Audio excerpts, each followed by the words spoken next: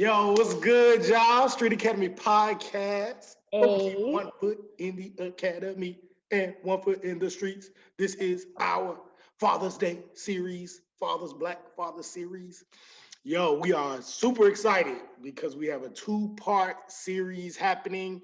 We're going to do 1 episode that you're getting ready to watch right now with 2 amazing fathers, Anthony Roy, Wafis Jenkins. Yo, when I tell you what we did with this episode, the diamonds that we dropped, y'all, it was incredible. It was incredible. Y'all gonna love it. Yeah, y'all gonna love it. So we are excited. Are y'all excited about this? Yes. That's what we're talking about. I'm so curious about the different experiences. So I can't wait to watch this. Let's get it. And I had to keep all of the drama and even all of the controversial things. Oh, you know, Wafis can say some interesting. He got some interesting topics. I kept it all in there because I said, you know what, this is real Black fatherhood. Some people really. So I'm excited to see what y'all gonna think about. Yay! All right. Okay, let's get into it. Let's do it. All right, y'all stay tuned.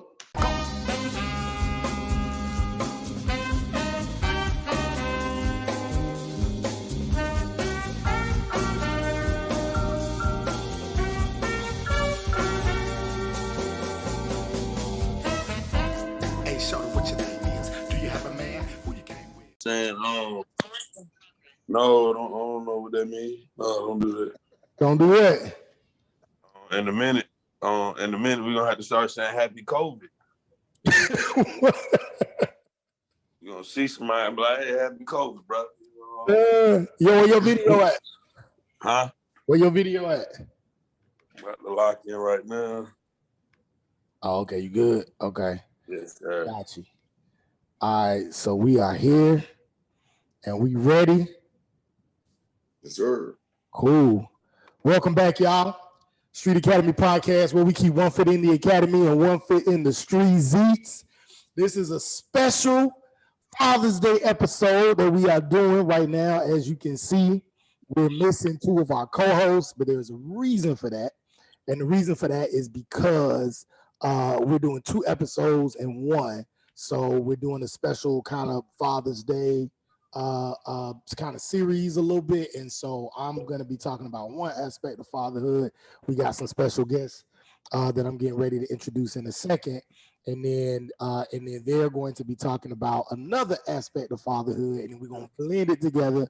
It's going to be super dope. I'm really, really excited about it, how we put it together and what it's going to be like. So, that's what's happening. That's why you don't see Amber and Jackie right now.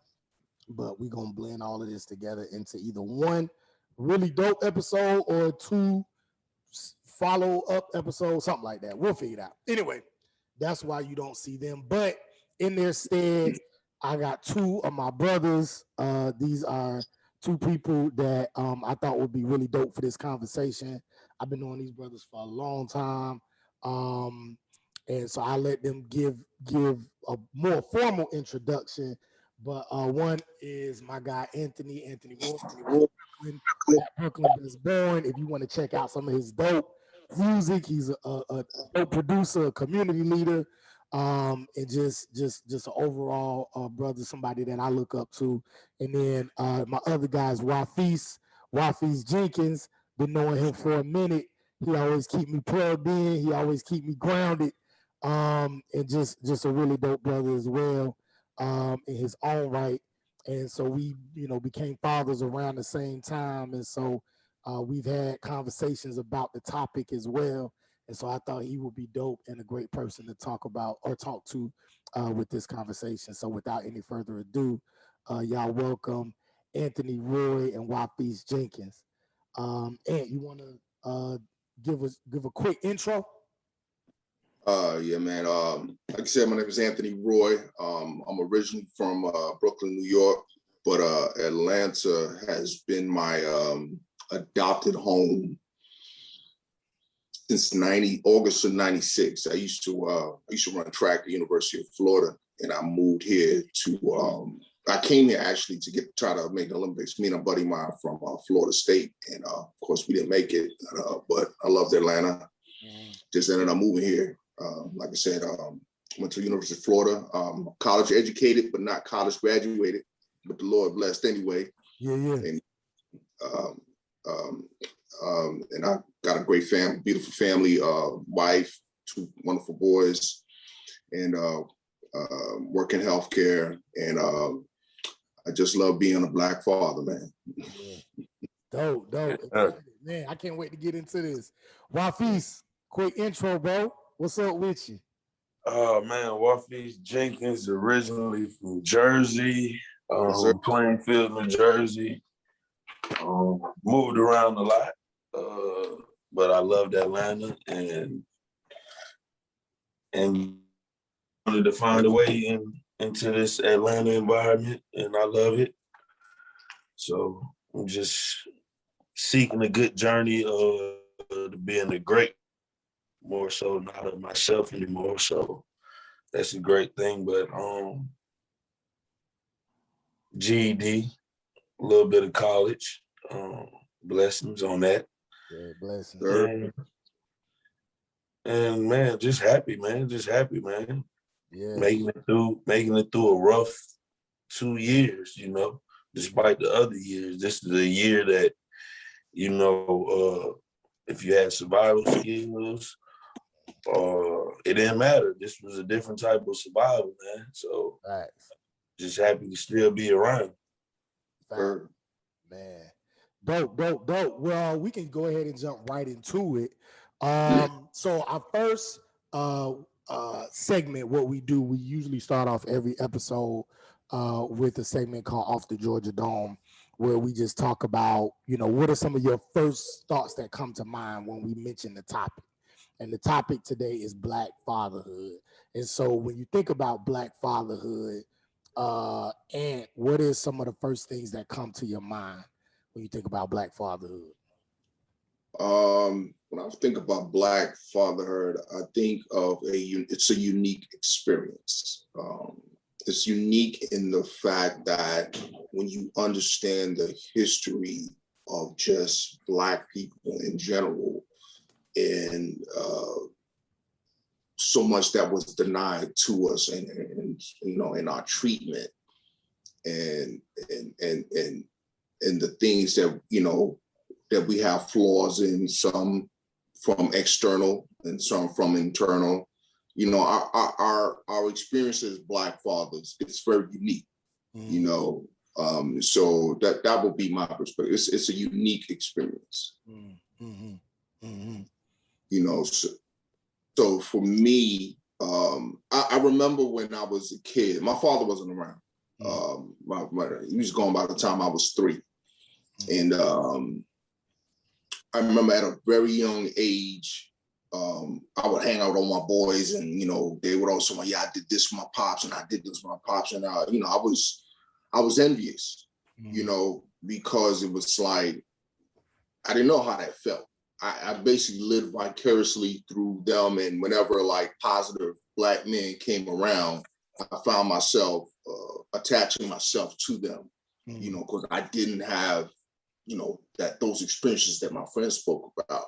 And I always say, when I got older, I used to pray I literally used to pray to God. I said, I made a promise to God. I said, whenever I have a kid, my kid, whether I'm with the mother or not, my kid will never, ever, ever, ever, know what it is for me not to be around, because I know how it feels, So that's kind of my perspective. Oh, I love that. And we're actually going to get into that in a second. We're going to start a little bit about our own experiences with, our, fathers, or, what that was like, and then go into our experiences as fathers. So we actually going to definitely touch on that. Wafis, when you first think about Black fatherhood, what comes to your mind? Man, I draw a blank because I never really seen it. So me just being a father now, it's like he said, I just want to never allow my daughter not to have that, or even just with parenting, you know what I'm saying? I want to be a great parent.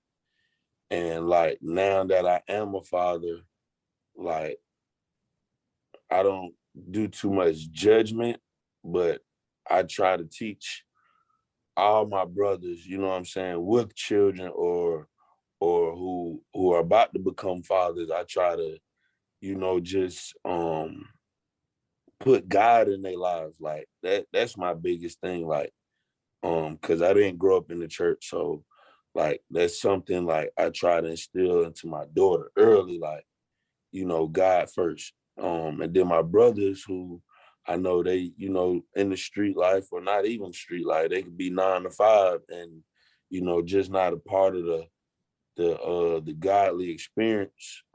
I try to basically, you know, be it now. I feel like when it comes to fathering experience, I feel like now I parent everybody. Like I want to teach everybody, you know what I'm saying? Because I'm learning. So as I learn, I'm trying to teach. And as I'm teaching, I want to learn. So just black fatherhood, I draw a blank because I didn't grow up, you know, with too much of the stability. So it's like now I'm learning this, man. Like it's just something so different and so totally new that like everything I learned, like I'm just trying to teach other people like how to, you know, just be in somebody's life, you know, and be committed. Because, you know, this is definitely a commitment, you know what I'm saying? Like, So regardless if you married or, you know, in a relationship or not with the parent, like, it's a commitment, you know, not just, like, you got to be committed, you know what I'm saying? And that's an experience itself, too, you know what I'm saying? Actually being committed to something, you know, your child, but just being committed. That's what, matter of fact, that's what I think when I think about fatherhood, like making a commitment, yeah, you know, to something that you brung into this world. Absolutely. That's yeah. deep, bro. Yeah. I like that, man. I echo what both of y'all said. And I think the first thing I think of when I think of black fatherhood, I just think of just constant change. Like it's always like it's a shift. You know what I'm saying? Like nothing is ever really like always the same. Like just when you think you understand, then you got to shift a little bit.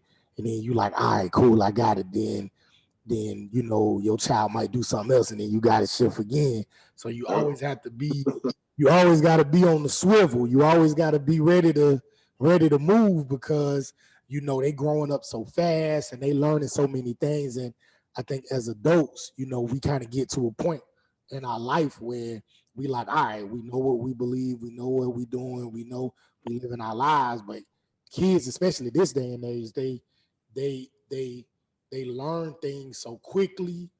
They're exposed to so many different things. So it's like, man, like, you know, you have to constantly be on your toes. You have to constantly be aware, you know.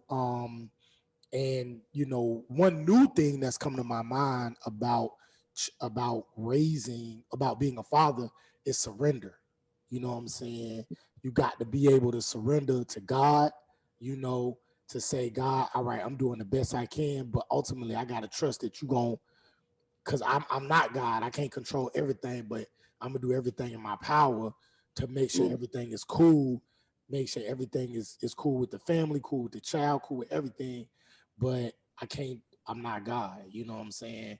So surrendering to the parent, you know what I'm saying? Like y'all saying, whether you're with the parent or you're not with the parent, you still have to trust that that parent is gonna raise your child right. So you also got to surrender to that parent too. So that's another thing that come to my mind when I think about black fatherhood, man. So, man, I take on everything I say. And Ant was kind of getting into it. So if you want to share, you know, and And, you know, with this being a podcast, a public podcast, you can share whatever you want, whatever you don't want to share is fine.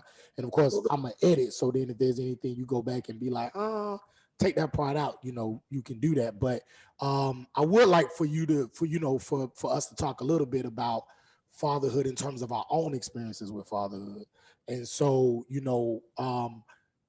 both of y'all kind of mentioned that it wasn't really, you didn't really have strong relationships with, your fathers. Was there anything that you took from either what you did have with your fathers or what you didn't have with your fathers that influences the way you father your child or your children now? Like, what experiences do you take from that? And so, yeah. So well, let me give you a little history, and I'll try not to bore you a little bit. No. Go ahead. We good. Good. My father, depending how old you are, the song "Papa was a Rolling Stone." Mm-hmm. My pops was a musician. Mm-hmm. He made a couple records and stuff like that, and he had women. My mom's was one of them. Mm-hmm. And I actually have a brother. We are the same age. We're 6 months apart, and they live probably about 2-3 blocks from us. Mm. Hello? Ed. Hello?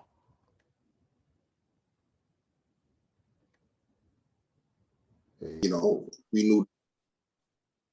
knew this growing up, and we know each other and stuff like that. And I always would have all these things, and because I didn't know him, I said, you don't really remember anything from when you're 3 years old. And I always had this thing about, man, when I meet my pops, because I knew how much I love music, he's going to teach me how to play the horn, because, he played, wind instruments, and we're going to do this and chop it up and yada, yada. And that never happened. And I knew he had been ill for a while. He had suffered a few strokes. We had heard it through, some other family friends and stuff like that. And I remember one day I went to my mother. I was about 13, 14, and I just had all these questions about, where my dad was. Why didn't they get together? And I could tell I was kind of making her uncomfortable, but she went ahead and answered, and she was like, I gave him an ultimatum, not an ultimatum, but just on, if you're going to be in his life, you got to be in his life. He can't see you this weekend and 2 months go by, you don't see, you know what I'm saying? And of course he chose the other path, for whatever reason. I don't know why he did, so he, like I said, I was about 13 or 14, asking my mom all these questions, and she finally, asked one of her friends found him, and he was in a nursing home. And so she took me to see, I was about 15 by the time, and she took me to go see him.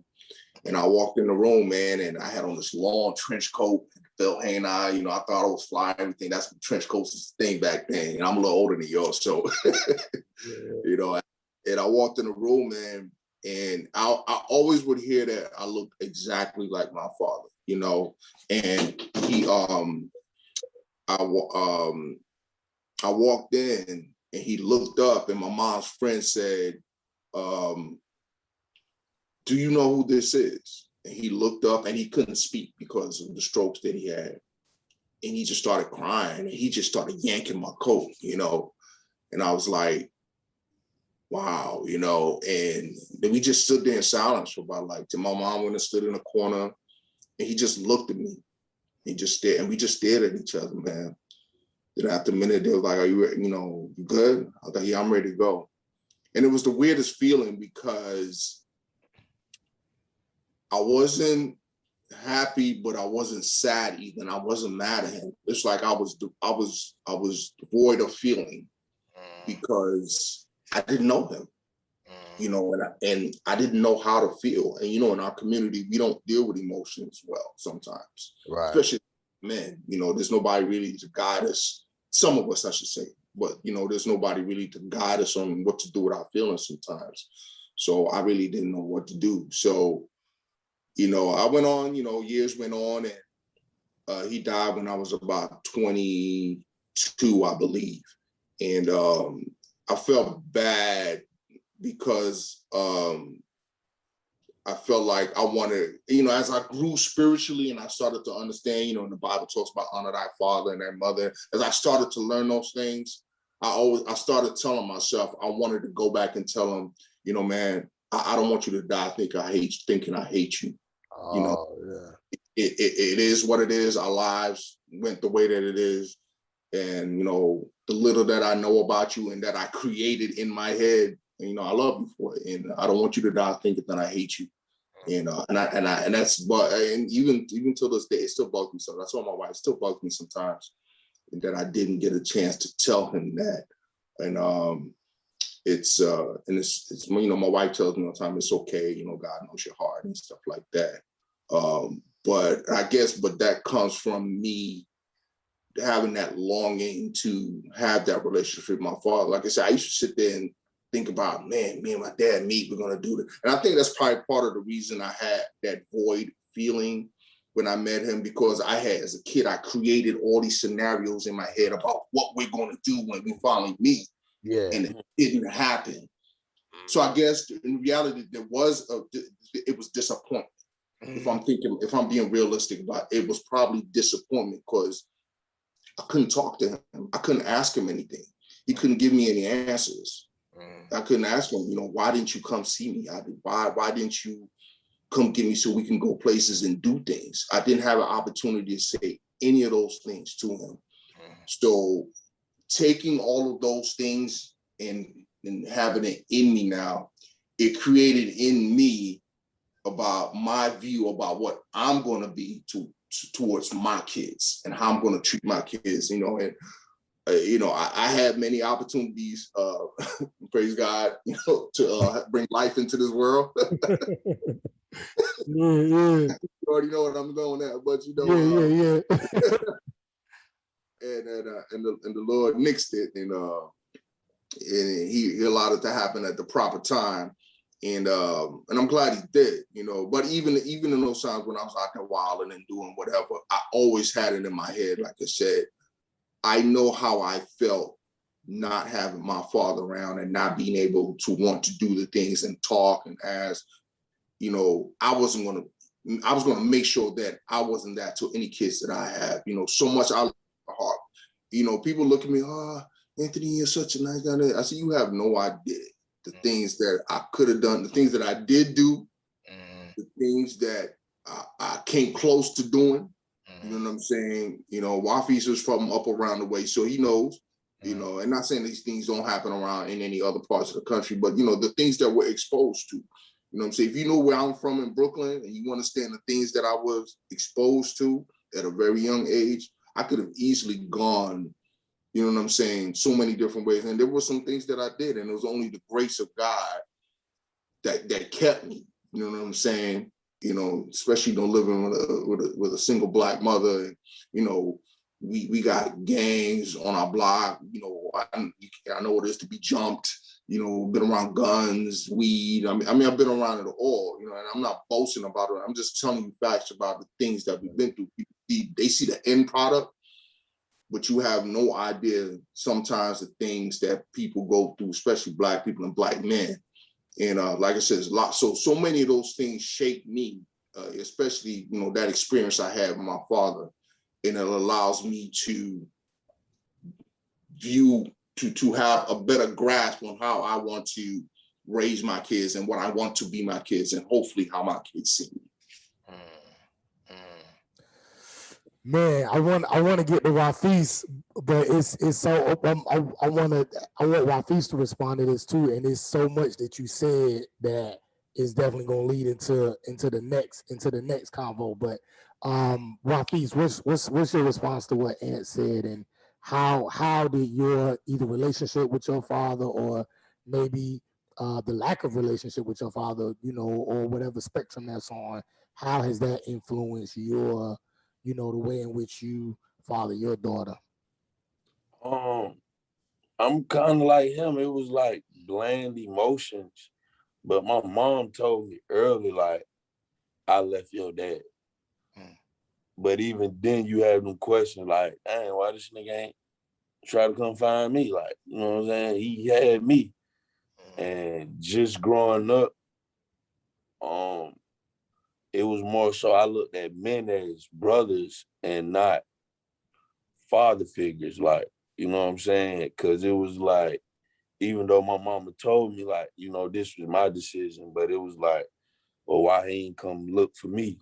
So I feel like I always put most men in a brotherly realm, you know what I'm saying? Not to hold them too much responsibility, you know what I'm saying? Like, you could teach me, but I never allow you to break me in a way that broke me, you know what I'm saying? Emotionally, I can't explain, you know what I'm saying? But I'm pretty sure it did some things to me psychologically. But I feel like I put men, like everybody that ever came in my life, like older or whatever, like my uncles and all, you know what I'm saying? You either got like an uncle role to where I'm not giving you that authority over me, you know what I'm saying? Like, yeah, you older, you could show me something, but you know what I'm saying? I never really gave people that chance to, you know, because fatherhood is molded, you know what I'm saying? Like, you know, like when you're a father, like you got clay in your hand and you the potter. So it's like I never gave men that opportunity to, you know, to have authority over me. But, you know, as a brother, you know what I'm saying? It's like we equal. So, you know, I feel like I always put, you know, my older friends, my older partners, like, you know what I'm saying? Even if you was the man, like, you see what I'm saying? Like, I feel like I never learned as much as I could have, not giving, you know, other people, you know, even with of stature, that opportunity to, you know, break or be able to leave me, you know what I'm saying? Like, I felt like, you know, my dad did. So it's just a way I'm just coming to this sense now. Like, dang, I really feel like I put everybody in a brotherhood, you know, like a equal, like, you know what I'm saying? Like, you my equal, like, I'll listen to you, all right, because like Anthony said, where we come from, we exposed, you know what I'm saying? And even the older guys, they told me things and I was rebellious. And now I see why. Like, I was looking at you like a brother. Yeah, I heard you. I listened to you. I'm hearing it. But that don't mean I gotta, you know what I'm saying, abide by what you telling me. You're not my dad. That nigga ain't never come look for me. So, you see what I'm saying? Who are you? You know, oh, you my brother. Like, you know what I'm saying? So, all right, you telling me something good. I don't know how good it is, but I'm hearing it. You see what I'm saying? And it was always a rebellious. Yeah, that's so it's so interesting because it's like I think about like one thing both of y'all said was, you know, y'all parents had these relationships. You know, your moms had the relationships with your pops, but then for whatever reason, they might have stayed away. You know what I'm saying? Sometimes for a short amount of time, sometimes for a long time, you know. And I think like I'm just not starting to learn things about my pops. You know, my moms and pops was married for a while, and then, you know, they split up, you know, they went their separate ways for a while. And I was around, I was like around 11 or 12 when that happened. And so I was conscious of what was going on, and that was definitely a shift. And I just remember, you know, my pops was in my life, you know what I'm saying, you know, pretty consistently. You know, he was there, but he was a different kind of dude. Like he was raised by a Marine, you know what I'm saying? He was raised in the projects, you know what I'm saying? He grew up there, and so he was he was real strict, different kind of dude.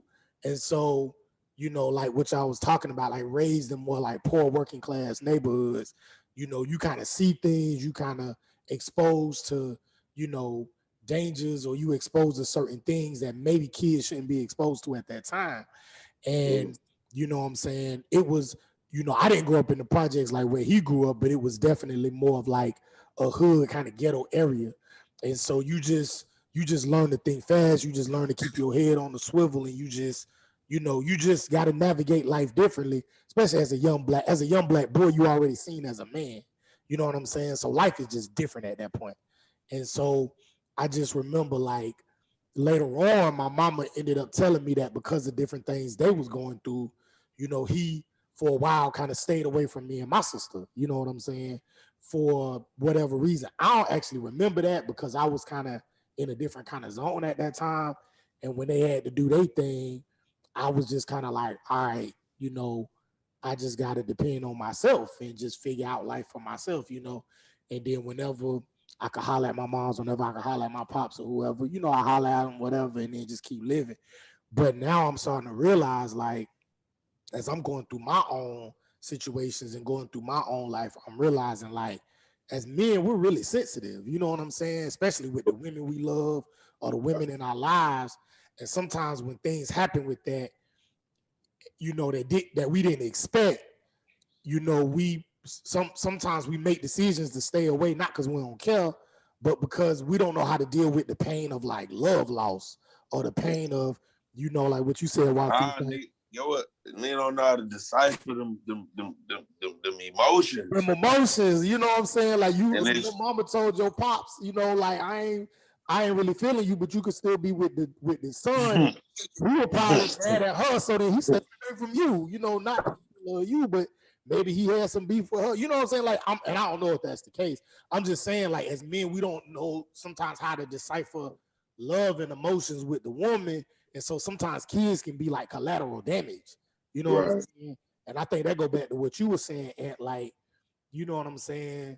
It's like, not like, not really knowing how to deal with our emotions, you know what I'm saying, as black men, partly because we coming into a world where you got to grow up so fast. Absolutely. Even whether you grew up in the hood, whether you grew up middle class as a black man, you still got to grow up fast because you got to realize society don't look at you the same as they look at white boys. You know what I'm saying? The police, your teachers, it seems like everybody after you when it's like, bro, and you 11. You know what I'm saying? Your mind ain't really completely developed to even really understand that, but you almost a soldier at like 7, 8, and 9 years old. Absolutely. A lot of times it's not even, it's just, it seems like it's crazy because it's even just growing up fast, it's not even that. Like, it's how many men or even growing up, like you was taught that, hey man, don't cry, like, man, suck that up, like hold that in, like whatever that is, push that away. So then even being too happy, you said, oh, boy, you gay? Like, why you extra smiley for? Like, so it's not even like you weren't allowed to tap into your feelings or your emotions. Yeah, and so now it's the deciphering of now, like, okay, if I'm supposed to be sad, all right, but now it's like, what is sadness? You see what I'm saying? So now your brain is conflicting to like, I know the emotion, but I don't know how to be that emotion. So now you done put another emotion to where this emotion supposed to be when you know it's just like there, and there. 2, 2, and 2. You see what I'm saying? You putting the wrong word, even though it's the same pronunciation. And I feel like that's what messes us up. And it's not even because like even like we see white people, they kids like, are they over emotional? You know what I'm saying? Why do they get mad and kill everybody? Like, it's more so women are allowed to go to their mother and be happy, be sad. And the mom is nurturing them to do that. And I grew up to where like these parents now, they are allowing the boys to have emotions. And I feel like that's not a good thing because now you making them women. You know what I'm saying? So you got a lot of guys or young boys with female tendencies or just, you know what I'm saying, brain rattle to thinking certain ways. And it's bad because it's like, my mama was like, hey, we ain't playing that. Like, and I see, like, I was just in the store and the girl, she was with her cousin, and her cousin's son was playing with her son, and he started punching on her. She like, no, don't do that. Like, man, let them be boys. Like, so I mean that's an interesting thing, right? Because I know Wafiz, me and you have daughters, but Aunt, you have sons, and so you know, I would like for you to respond to this idea of, you know, do you allow your sons to have like how do you allow your sons to have emotions? That's So- crazy. At the same time, you still know you got to raise them to be, you know, hard to an extent. Maybe not as hard as you, because they have a different kind of lifestyle. But you know, you still gotta raise them to you still gotta know how to take up for yourself. You still gotta know how to, you know, be. Hey, you still gotta push them emotions to the side. Sometimes you might have to push your emotions to the side, but then you still want them to have emotions so they don't come out kind of like our generation did or our parents' generation did. So are you able to balance that with your sons? And that's a great question, man. And it's crazy you asked that because that was crazy, bro. You kind of. I literally think about that every single day. And let me tell you why. Ethan is 6, and he's a little more sensitive. You know, he gets, you know, especially if I'm speaking in a tone that's a little more gruff or I'm fussing at him, stuff like that. His feelings gets hurt easily. You know, he told me one time, man, I feel like you don't like me. You know, that emotion. You know what I'm saying? But I had to realize that there were some things that were given to me in my upbringing that I was able to adjust to because of my environment. And what something key that you said about, you know, even if you grow up in certain environments, you may not be exposed to something that somebody in the hood has been exposed, but you have to learn the balance about what people can accept and deal with based on environment. My kids don't know nothing about walking anywhere. My kids don't know nothing about taking the bus. You know what I'm saying? They know they open their mouth, whatever they ask for is provided for. Right. You know what I'm saying? So guess what? And overly provided for. Exactly. So what I realize is that when I may have to chastise them, I can't go into the realm of what I came from because I know what it is to be on the block, you know, with drug dealers and gangs and hearing gunshots every night. And, you know, my mother praying that I made it home safely. And, you know, we just sitting stuck in the house because, you know, dudes from different blocks is beefing and, you know, you don't know who's shooting at who. And, you know, all types, they don't know nothing about that. So my chastisement and my dealing with their, you know, how things affects them emotionally, I have to deal with the environment they come from. Now, some things still remain the same. Christian will be 15 in July, and little bro, a whole lot of conversations because they've been lately. Even the last 3 weeks, they've gone to Six Flags on their own with their friends and stuff like that, and we're having a lot of conversations that you're a young Black man, and this is the same conversation my mother had with me. And I'm like, yo, my mother had this with me in the late 80s, early 90s. And here I am, it's 2021. And I'm having the same conversation with my kids. 30 years later. Crazy. That's crazy. Yeah. You know what I'm saying? So those type things, those remain the same. But in terms of dealing with their emotions, in terms of their environment, they come a totally different environment that I come from. Right. So I try to, there are times where, we gotta, and then there's sometimes, I tell them, man, it's okay to cry. It's okay to be sad about stuff. It's okay to be mad about stuff. It's, don't bottle it up, especially my oldest son. I tell him, there's something bothering you, man. Don't bottle up and think you don't have anybody to talk to and there's no avenues for you to vent. I said, as long as you're not disrespectful and you're not saying nothing out of the way, you're welcome to say whatever it is that you need to get over chest, because I don't want you holding that in and then you have an imbalance in your emotions. Then when you ultimately become a grown man and you got to get in a relationship, you have a dysfunction. You know what I'm saying? So part of that, we got to figure out how we want to break the mold, if you will, from what we come from, as you talked about earlier, what we came from, because, everybody comes from a different environment. Like I said, there's a whole lot of stuff my kids will never know about. My wife was just talking about me, they asked to go to Six Flags one day, you're gonna have to learn how to take Marty. Because that's what we did. Yeah. We got on the public transportation where we wanted to go. When I was in New York City, by the time you're 10, you know how to ride public transportation by yourself. By the time you're 10. Mm-hmm. You know what I'm saying? They don't know nothing about that. Mm-hmm. By 10, you an expert. Exactly. Expert. Like, hey, I'm about to go over here to woo.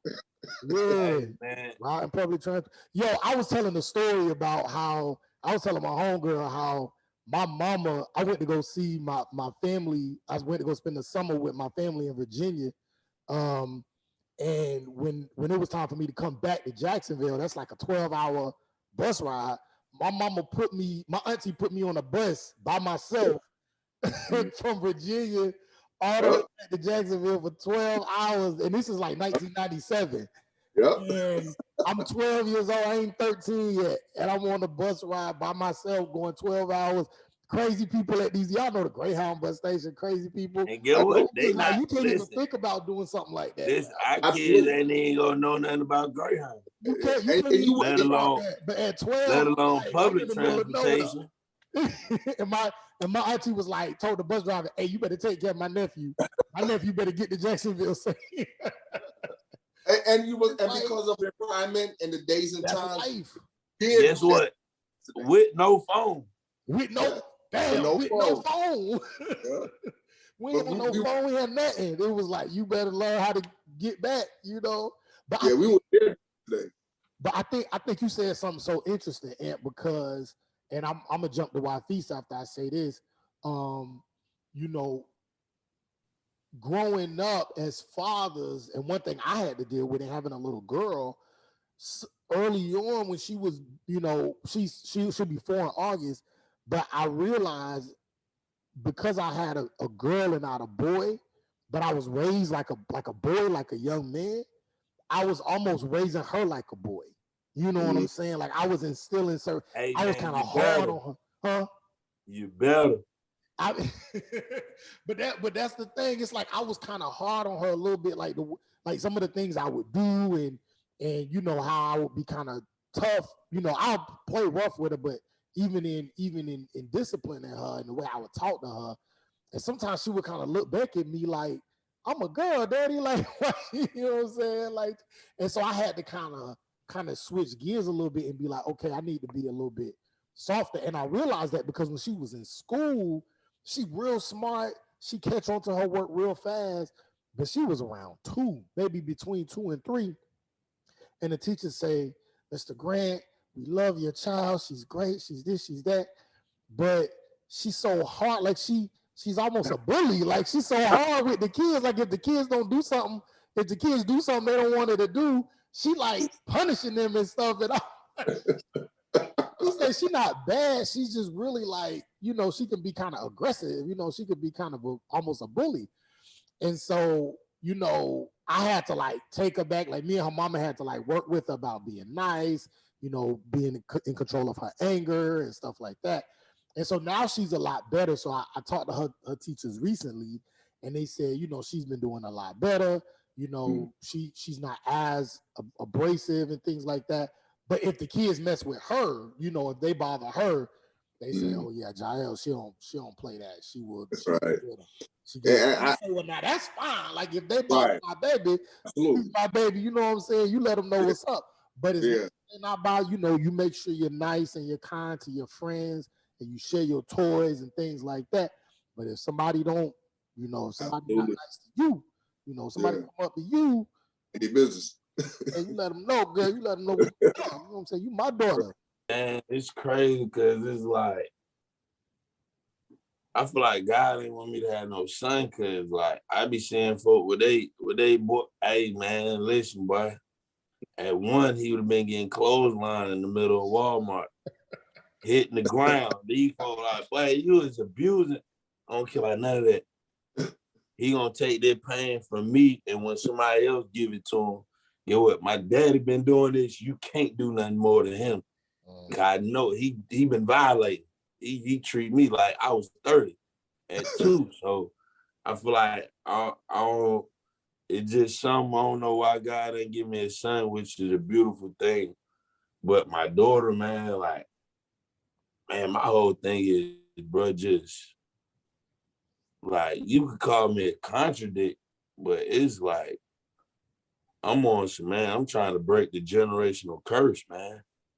Like whatever it was in the past, whatever it was 100 years ago, I just want to break the generational curse, like for whatever, like. So I'm dang near raising her to be not necessarily perfect, but to be a human being. Like I caught myself yelling at her one day. We in the store. And I'm like, I'm tripping. I had to stop real quick. Look, I love you. You are beautiful. I love you. But you got to listen to me. I don't care if you have fun, but you're going to listen to me. When I tell you come here, you're going to come here.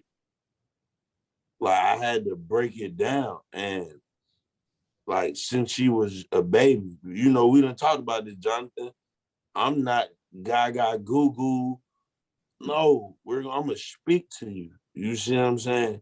Everything, my words, and it helps me too. My pronunciation, like I feel like her brain recording. You know what I'm saying?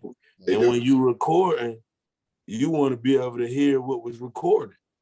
So I speak to her. You know what I'm saying? Like, and like I say, it could be a contradiction because when I hear my daughter's mother talk to her or her mom, hey man, talk to her.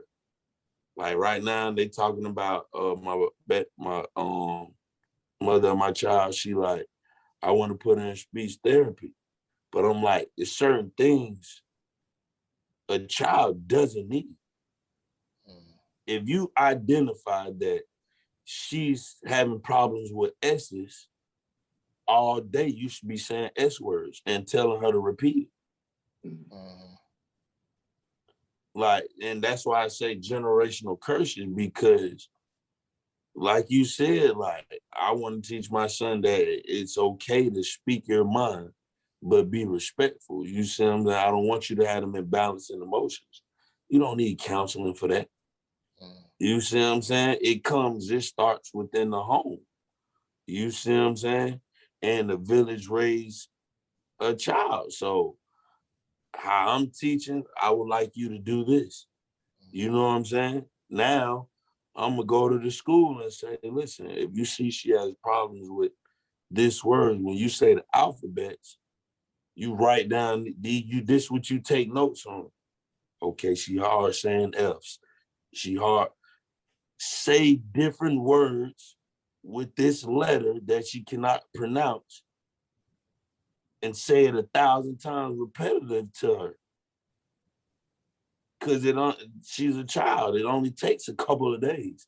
You see what I'm saying? So it's certain things like I'm hard, but I'm soft because I wasn't taught these things. But I've been around and I feel like this is common sense to me, not to everybody, you know what I'm saying? Right. But in my mind, I'm like, this is common sense. Like, this made me feel like you being lazy. You want to put her in speech therapy. That means you don't want to teach her. But I want my child to know, if you don't know something, I'm going to help you with that. If I could So say like something, with my daughter, real quick, Wafis, before it slips my mind, I think that there's some things that you said that you actually answered your own question.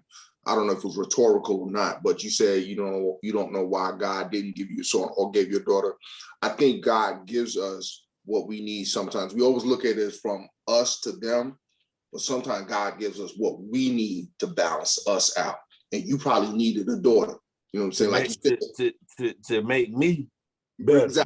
Exactly. To balance you out, to get you to where he wants you to be in.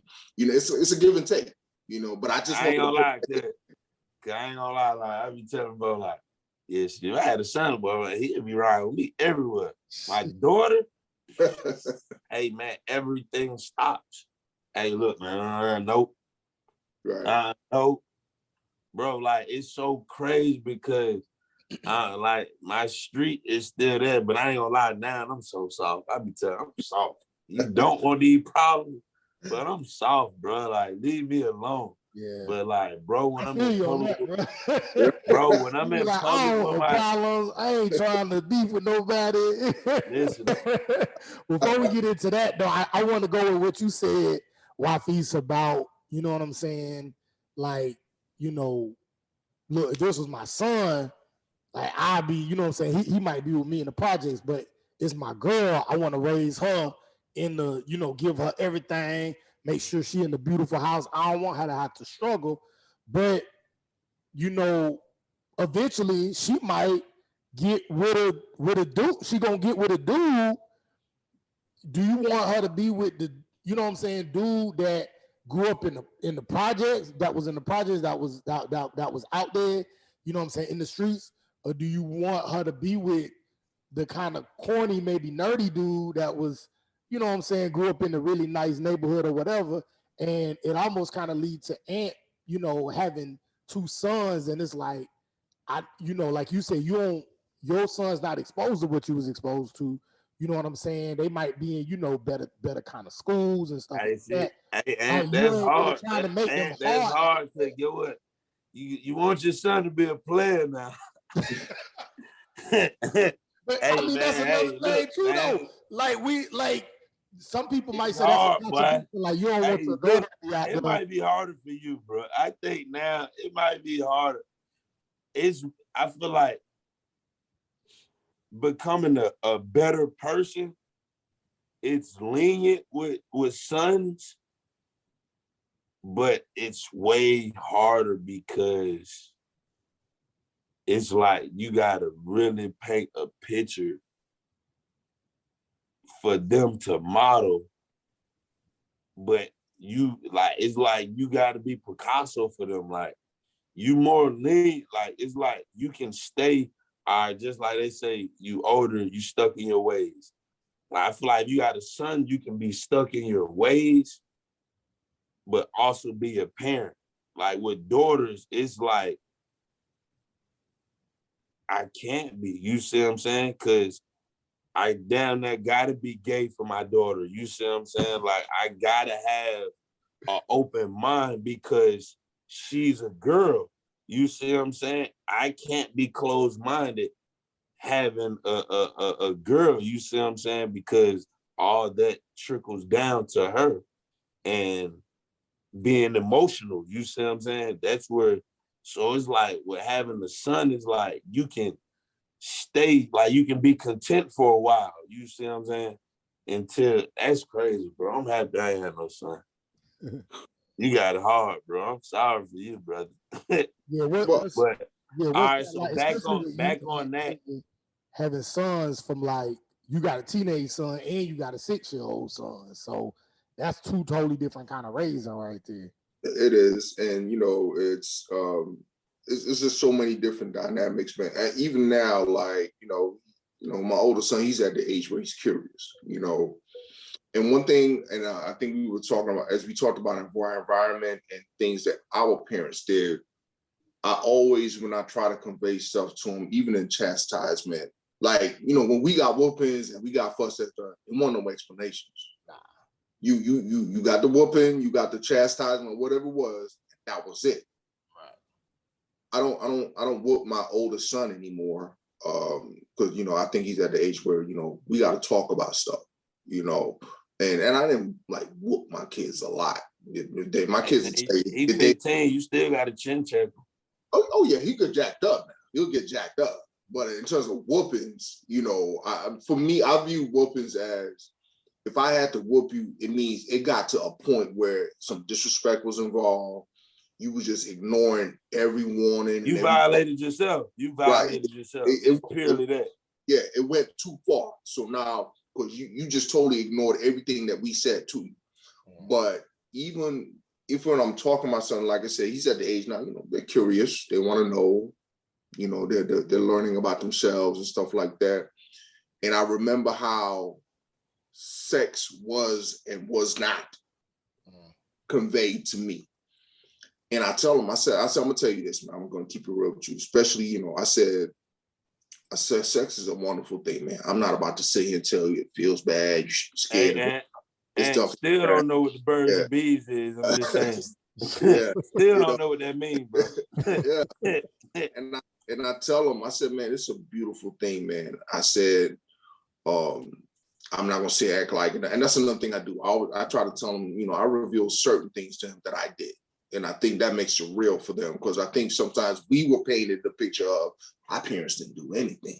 And then we messed up, we were the first to do it. Then it took some aunties and uncles and friends to come over to have some funny conversation. You know what your daddy did when he was did this? You know your daddy did. And they appalled. Not my dad, not him. Right. Yeah, and then you're like, oh, really?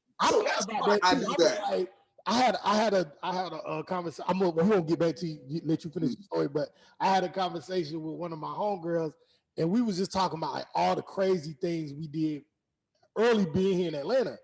And she was like, "Do you want me to tell y'all this stuff?" Like when she get older, I was like, "I don't know." You could tell her like the main parts, but don't go into detail. You know what I'm saying? Some of this stuff, you know what I'm saying? I got to keep on that. Yeah.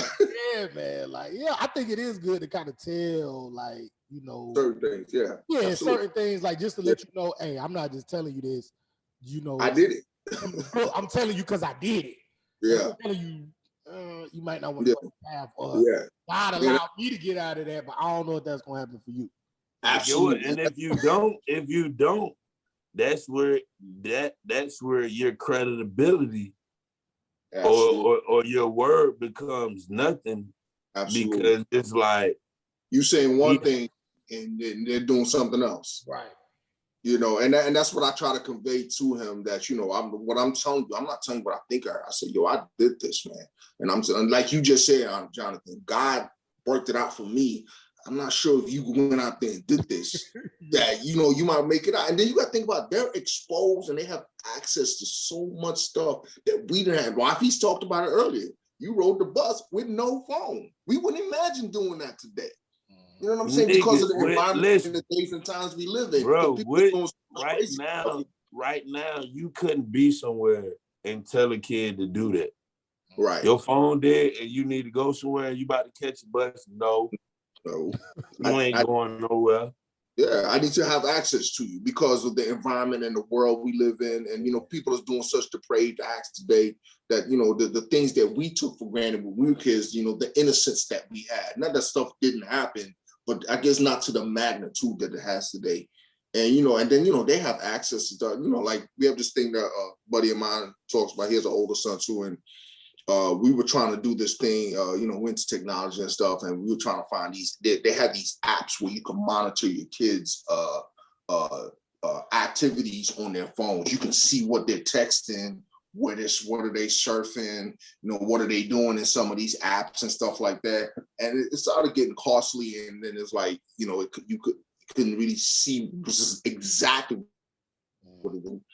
I just go in and take his device. I don't want to make an announcement, nothing. Hey, give me your phone. Give me a laptop.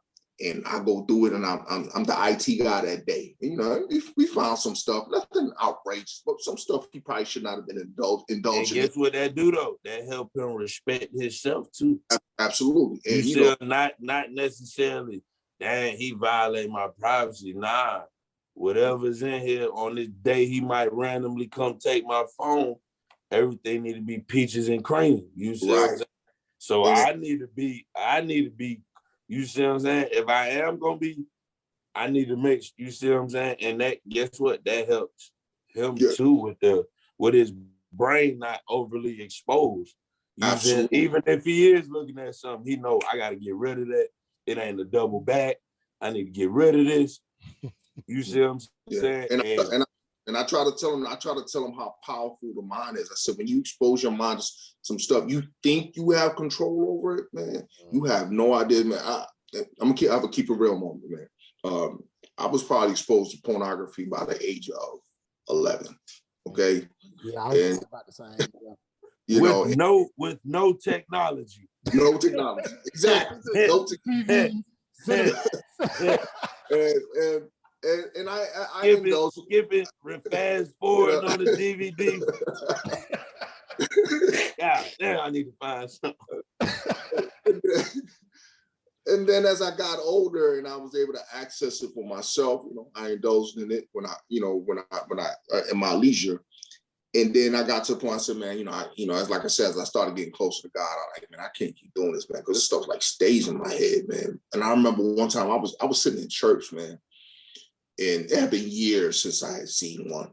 And the pastor was preaching, man, and just out of the blue, man, this video I had seen umpteen years ago just popped in my head, man. And I'm like, yo, what's this about right here?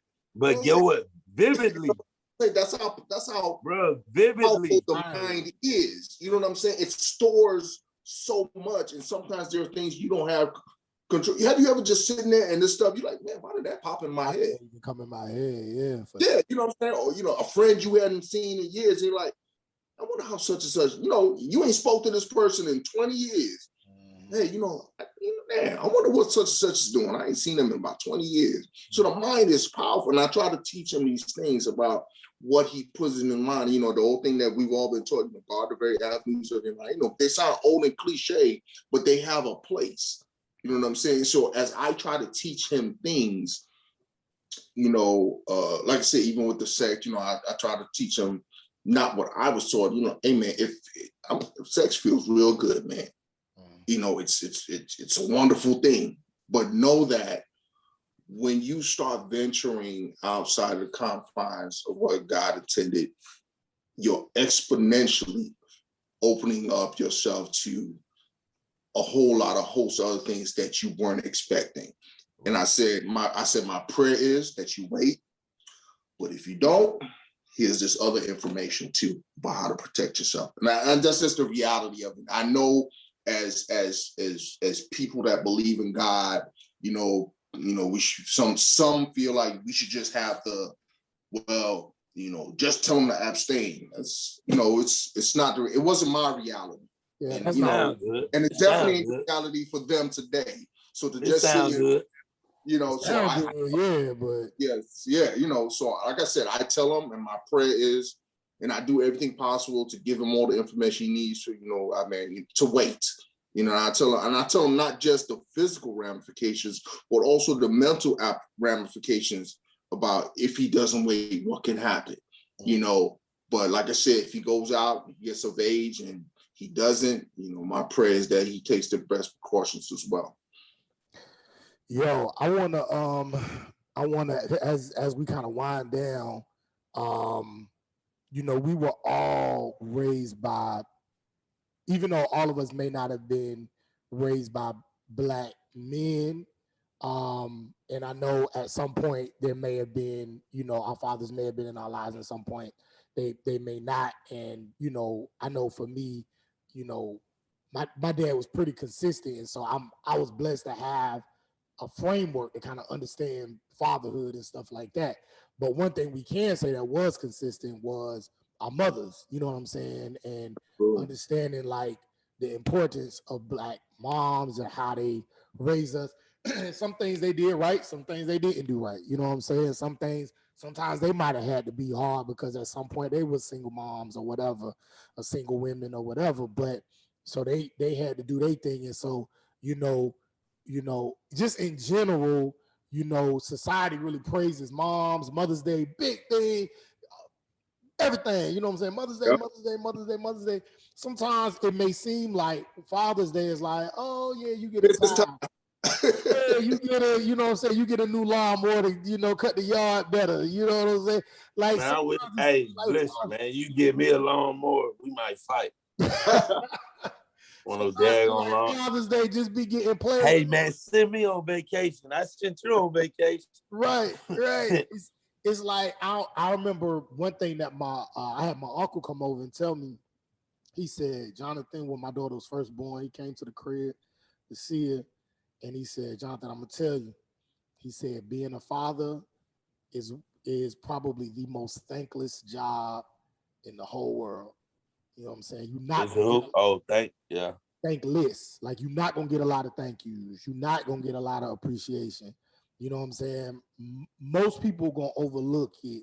And in fact, the things that fathers do to make sure everything is good, like mamas generally kind of do the day-to-day things, so you can see the cause and effect quicker with what mamas do. Daddies tend to take care of the big stuff. You know what I'm saying? So the things that you don't even know why these lights is continuing to stay on, why you continue to get to stay in this house, why you continue to whatever, how all of a sudden when you turn 18, my daughter got a college fund now, and it's set up for her. You know what I'm saying? I'm taking care of that. Me and my mom's is taking care of that. We got a whole plan. When my daughter turned 18, boom. She don't know why she got it. She don't know how. All these things are just set up, but it's like a lot of times dads take care of the big stuff that you don't really get to see, and then not until you, like you were saying, Aunt, when you turn 20, 25, 30, then you look back and be like, oh, man, now I kind of understand why dad might have did that. I kind of understand. I know a lot of things I ain't really understand about my pops and things he did. The big stuff was like, not until I got older and I was like, oh, or when I became a father and I was like, oh, now I see, like, this had to be done this way to take care of the bigger picture. But most times it seems like society don't really, show us that, fathers give fathers that kind of love. So that's why on this platform, we wanted to, make sure that we had an episode or two for fathers to show that love. So I just wanted y'all feedback on that. Do y'all feel that way? Do y'all feel like, maybe more should be done to kind of help us as fathers feel like, we appreciate it? So I'll say this. One, let me first shout out my wife and my wife's family. They do an awesome job of celebrating family, period.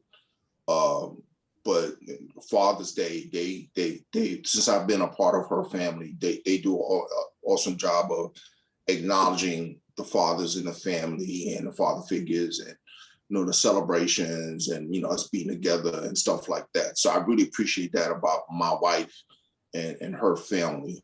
But in general, to what you're speaking, absolutely. We are not appreciated like we're portrayed differently. And here's a couple of things I want to hit on. So here's an analogy. I grew up on welfare. My mom was on welfare and stuff. So that's how hood I am, okay? We grew up on welfare, and we understand the stigma that comes along with Black people and welfare.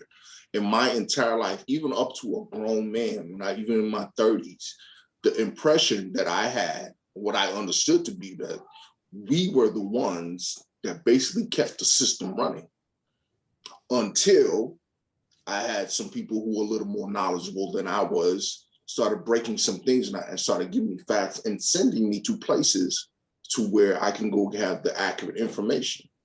And even up until I said maybe 3 months ago, I was having a conversation with somebody, and we went and we looked on a government website where they break down the demographics of who is accessing welfare. It ain't us. We're not even at the top. I want to say we're like the third or fourth group. And the group that's accessing it was at like it's 79%, and it was white people. Mhm. Oh, no cap. You know, and I said all that to say information is put out there about us, and people eat it up and believe that it It's is us. facts and it's truth about the majority. So we believe that most of our Black men are in jail. Most of our Black men are bad fathers. Most of them, while there may be a large amount in comparison to the rest of the country, it's not. Right. I sometimes when I have man, this guy's this, he got all these kids and he's not doing. And I always have to think, man, I know lots of dudes that just good fathers. Where's these dudes I'm not saying I don't know any dudes that not doing what they're supposed to do. I do know some dudes that's not doing what they're supposed to do. But I know a lot more dudes that's good fathers. And I'm like, what is it that these people are talking about? And we have this narrative that's rammed down our throats that, Black men, they don't take care of their kids. They're not good fathers. They're never around. They're absent and stuff like that. And granted, I came from that. I believe it's a narrative that's being pushed, and it's not. I'll give you a good example. Sometimes you see some of these stars, and especially these white stars, and they have multiple kids with different people all the time.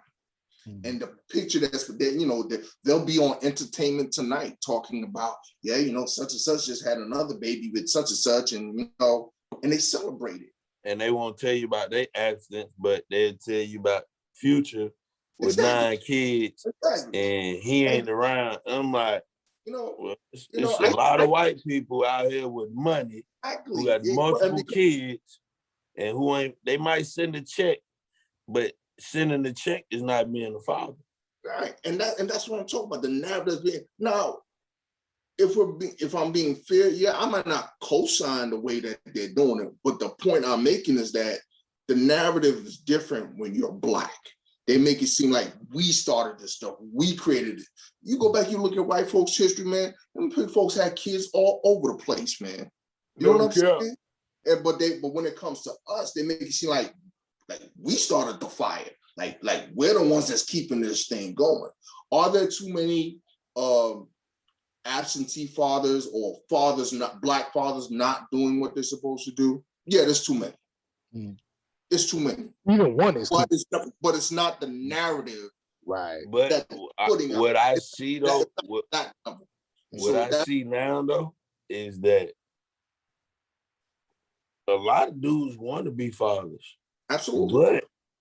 But I'm gonna say this first. Like with being the dad, like I was just saying, Anthony, like you got it hard. See, when it come to men, let's remove the emotions, bro. The mental state of mind that men go through, bump the emotion, the mental state that we go through, the physical, the mental, and then the emotional abuse men gets daily. Then becoming a father, coming from a negative environment. I know me personally, I'm thinking a million different things, you see what I'm saying, that I don't want nothing to happen to my daughter. Then on top of that, I'm trying to think positive because I don't want nothing to happen to my daughter. And I don't want to think that. And then like you said, then they don't know about the bigger things that we do that's already set up and that's not talked about. And then that's another mental beat up. When you know you doing something, you done set something up. All right, get what? You ain't paid the electrical bill this month because you just set up some life insurance, college fund. Your money went to some things, you see what I'm saying? And you ain't put in on this. But like you said, that's the narrative. Oh, he ain't put in on the rent. Well, you ain't tell him about the $3,000 I just put out for this, that, and the third. You spent $1,000, I spent $3,000. You ain't say nothing about that. and you went shopping. I ain't do that. But like, I feel like the abuse that like men get abused so badly, and women don't get that. Like, you know what I'm like, I really feel like. Well, let me say this, Sarafi. I think what happens because we anything that Black people do, when something negative comes out, Black people themselves hold on to it, and we promote it sometimes. I heard. And I think because there are some Black fathers out there that don't do what they're supposed to do, they get to shine, and therefore the narrative remains with that. And they for whatever reason, they get to carry the banner that represents us, the ones that's doing the right things. And like I said, I believe in my heart of hearts, there's a whole lot more Black fathers doing the right thing than there are Black fathers who are not doing the right thing. Now, are there incidences of them being too many? Absolutely. But you can't make me believe that there's not a lot of Black fathers out there that's doing the right thing. And, you know, and we basically have to fight for appreciation. And I don't think it should even be to the point where we have to fight mothers. Right. To Fight the appreciate. Black moms. Yeah. It should be that. This is not about that. Yeah. What Black women have to do is absolutely phenomenal.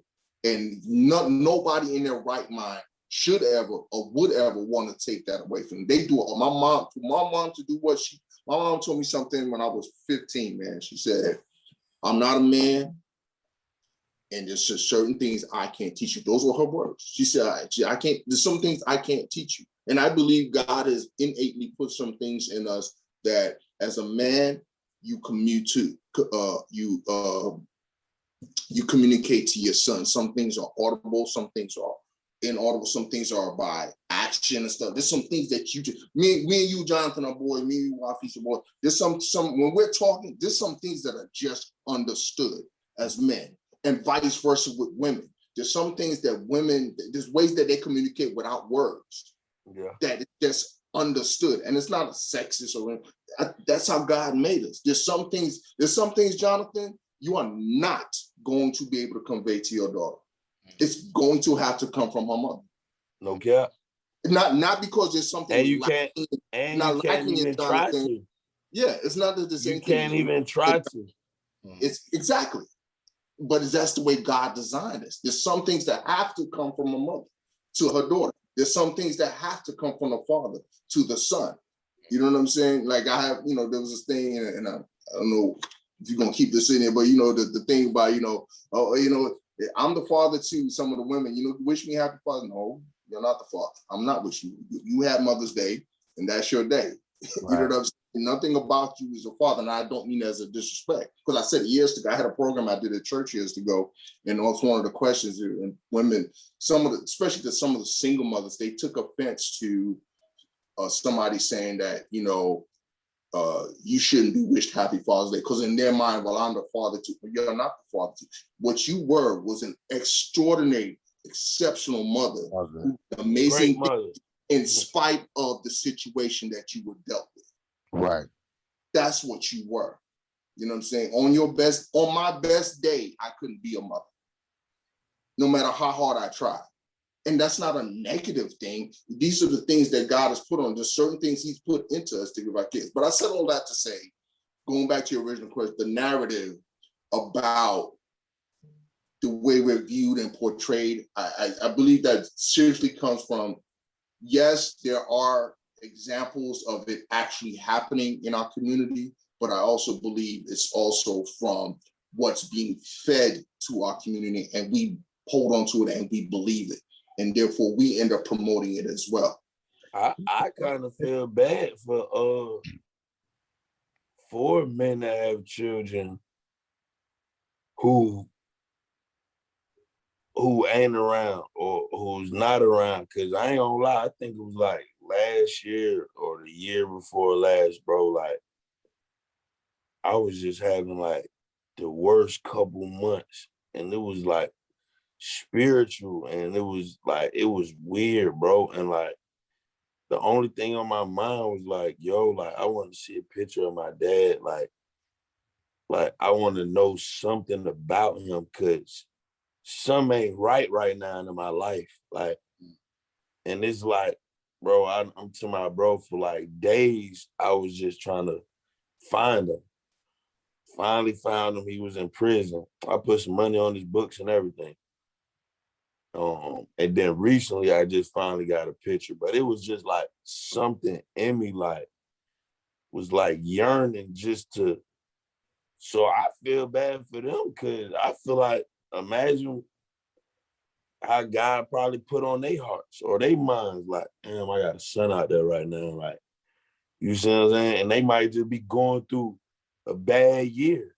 You see what I'm saying? And the only thing on their mind is they child. And they want to reach out. They might not be in the best predicament, the best situation, and they don't want to come around, and then I'm already down and get tore down by my baby mother, who I ain't had no dealings with in forever. And I come around and I don't have nothing but my physical self. And then, you see what I'm saying? Now I'm getting tortured, and all I wanted to do is come into that child. Like, I kind of feel bad for them, because I'm pretty sure within, you got some people, who just nonchalant, had no feelings. But I'm pretty sure the men that are not being, fathers in their kids' life, I'm pretty sure they go through some things. Yeah. And knowing they got a child out there, and like, I'm pretty sure they get some type of backlash. I'm pretty sure God, like, hey, that nigga over there. You know what I'm saying? You can reach out, or you see what I'm saying, whatever. And then, like, once again, you got the point of trying to get back in the child's life, and then the mother is, you see what I'm saying? I'm already not that. And I come around and you tear me down. I just wanted to, you know what I'm saying? Yeah, it's hard. I think it's so, and what y'all talking about this larger narrative. I mean, it's scientific. Like, literally, all you got to do is Google myth of Black fatherhood, and everything y'all just said will come up. Everything Ant just said will come up. That actually, out of all the demographics, white fathers, Hispanic fathers, Asian, Black fathers are actually the most involved fathers out of all demographics. And while Black fathers may not be in the home, sometimes the fact is, when you ask children who are more likely, who are you more likely to talk to, every day? Who's more likely to pick you up from school? Who's more likely to help you with your homework? Black fathers actually, when you ask those kind of questions, Black fathers and the involvement in their child's lives actually are higher than white fathers. Hey, I want to go ahead and close this out, man. Wait, before you close out, let me get one shout out, man. Shout out to all the brothers who the seed ain't yours, but you treat him like he is, like he came from your loins. Shout out to all them brothers, man. That's a big one. I didn't know if you want to talk about it or not. I didn't want to put it out there, but definitely if you want to talk about, that's a big one too, though. Yeah. It's for me, it's cool if the father's around, the other father, biological father's around, and you guys can work together. That's great. You know what I'm saying? But in a situation where if he's not around and you decide, to step up, and it's difficult. I was blessed, it's blessed because I was able to get Christian at a very young age. So there were some things I could put into them.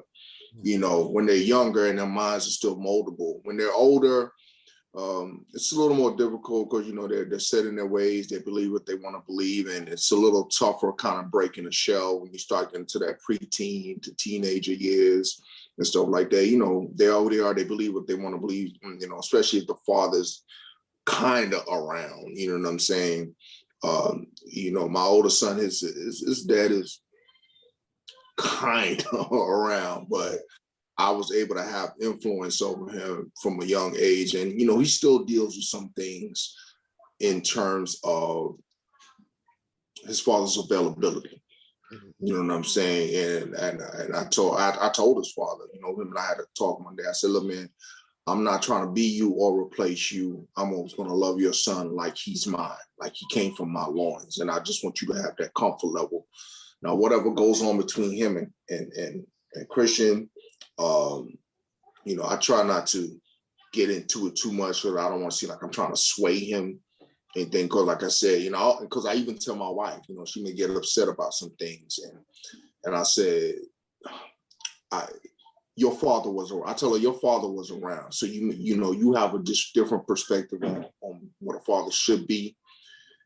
You don't really understand what it is, even though this guy may not have done, is not doing what he's supposed to do, but there's something about a son wanting to have a relationship with his father. Absolutely. Can't explain it. You know what I'm saying? Because in your mind, you're like, man, this dude ain't no good. He's not doing what he's supposed to do. But there's just something. Son, it don't matter. Yeah. It don't matter. It's like I want my dad. Yeah. And you know, before we end this, we usually have a segment called takeout boxes. So we just want y'all to take 1 minute to just, you know, tell us, what do you want our listeners to take away from this conversation? Just 1 minute, what you want to put in your takeout box. Wafis and me, and then I'll close us out. Before we do that, we need to double back on what you said, though. What? But I want my daughter dating somebody like me. So I got a great example, though, right? Because my sister, you know, he's in foster care, and she's seen me. So she messed with a dude now that's kind of like me. But get what? One thing about it, my sister ain't gonna call me and say this nigga did this, that, and the third to her. And she know my brother will come kill you. So guess what? If my daughter I want criminal, like, I'm not gonna take that part out. I want to criminate that nigga. Man, hey, we ain't worrying about that. But if my daughter was to, I know the person that I'm becoming. So if she was to get a man like me, I know she gonna look at him like, my daddy will kill you. So you better act right. I don't care. Yeah, I like you because I like him. That my daddy. I see him in you, but just know my daddy with it. Yeah. I got you. Yeah, take that part out, Jonathan. Nah, that ain't premeditated. That ain't against listen, hey man, he know it. And I tell him, watch this video. He know it. I will brr. What's in your takeout box, bro? My takeout box is something that you said early in the conversation about surrender. You know, learning how to surrender in so many different facets, and as a Black man, but specifically as a Black father. And I think as I learned to surrender, I learned how to listen to my kids, man. That's one thing I always felt like sometimes, and I don't say this negatively about my mother, I felt sometimes she didn't listen to me. Sometimes I had something to say, and I didn't feel like I could convey those things. And sometimes I asked my son, and I said, just talk, man. Tell me what it is. I said, I'm not going to be mad at you. I said, there's no wrong answer. Tell me what it is. And, I don't want you to hold this in thinking that you couldn't say it to me. So I think learning to surrender and not hold on to the things that we feel kept us back as kids that we can now give to our kids. I think sometimes we feel like because we have the capabilities now that we want to give our kids everything, and it ends up being things.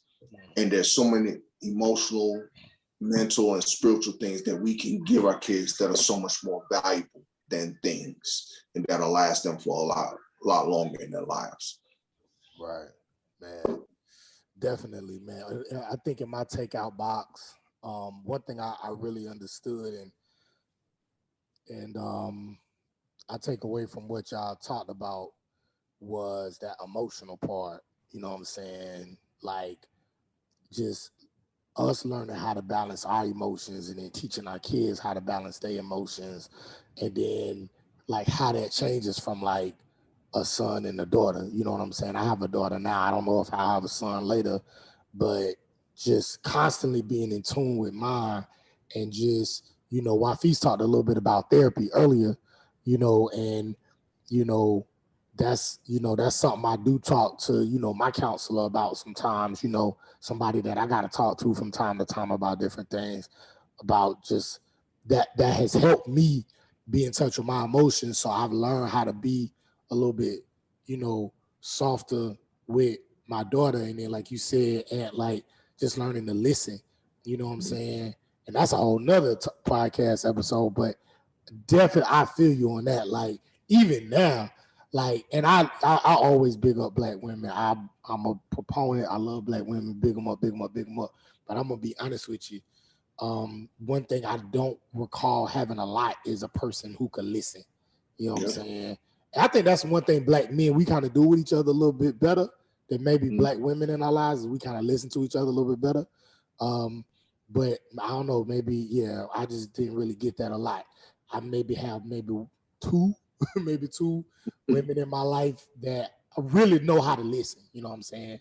And so learning how to listen to my daughter and just trying to, allow her to just be her, you know what I'm saying? And then I just kind of guide her in the right direction, kind of keep the boundaries and parameters, but giving her the freedom to just kind of be.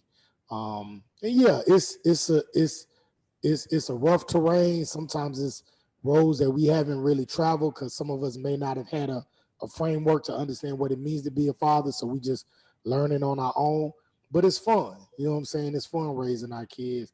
It's fun. Absolutely. Influence and a guide, and ultimately it's a blessing. So Indeed. with that being said, man, all hearts and minds clear. Everybody good? Yes, sir. Yes, Oh, sir. my takeaway, my Your takeaway. Yeah. my takeout box is, man, speak to your kids whether they 1 day old. Oh yeah. Pronounce your words. That's and clear. speak to them. So then they will be able to speak to you and get some things off their chest. True. No gaga Google. You talk to them like a person. You talk to them like a human being.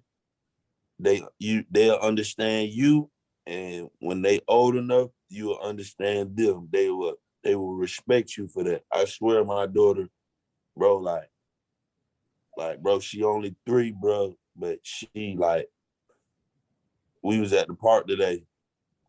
I was on the phone and I was laying on the trampoline thing. And I was like, man, she just disappeared. So my little chick I'm on the phone with, she like, oh, you need to get up and go find her. I said, what? Elijah. Instantly come running back. I said, oh, that ain't nothing I worry about. You see, flip the phone around, my daughter come running right back. Speak to your kids, talk to your kids. Keep that eye on her though, Rafi. Huh? Keep that eye on her though. Make sure she in eyesight, bro. Hey man, bro. Listen, no cap, bro. We could be anywhere, bro. When I yell her name, bro, center of attention, she right on my side, bro. Yeah. And like I say, it's the speaking to her, pronouncing my words. And like I say, bro, I had to catch myself one day. I'm getting mad, and the lack of patience, Mr. Ant. I know you know what's going on. That lack of patience sometimes, and they cry, they ball up. I had to catch myself. Hey, listen, I love you. I'm not gonna hurt you, but I need you to listen to me, and everything gonna be smooth. And guess what? Anybody that got kids, I want them to take that from me, man. Speak to your kids. Talk to your kids. They don't need no counselor. Why they need counseling if God said, I put everything in you for that child. And when you can't do it, God gonna do it. Hey. Yo, it's been another episode, y'all. Street Academy Podcast, where we keep one foot in the academy and one foot in the streets. I appreciate these brothers, these fathers, these leaders out here doing their thing, out here raising, the next generation of warriors. We appreciate y'all for joining us and sharing your experiences. If you want anybody to follow you, reach out to you if they got any information, anything you want to talk about. what you got going, what you're doing. Now is the time. You can drop your IG handles, Facebook handles, whatever. Now's the time. 245 too late. The number 245 TOOLATE. Yo, Yeah, follow my yo. man. Yeah, thanks for having me again, bro. On Instagram, you can follow me for music. Look for me under Tony Kernahan. That's KERNAHAN. Or if you just want to follow me just because on regular Instagram, just look my Wait, Instagram. what is it? What is it? Because you need to change that name, my brother. Yeah, for my music, it's Tony Kernahan, KERNAHAN. And just regular Instagram, just find me under my regular name, Anthony Roy. On Facebook, same thing. And my Facebook music, same thing, Tony Kernahan. It's been another episode, y'all. Street Academy Podcast. We out. All right, peace. Is we That you know got their feet upon the neck of the haters, the game and the devil like came in. All right. Wow. All right.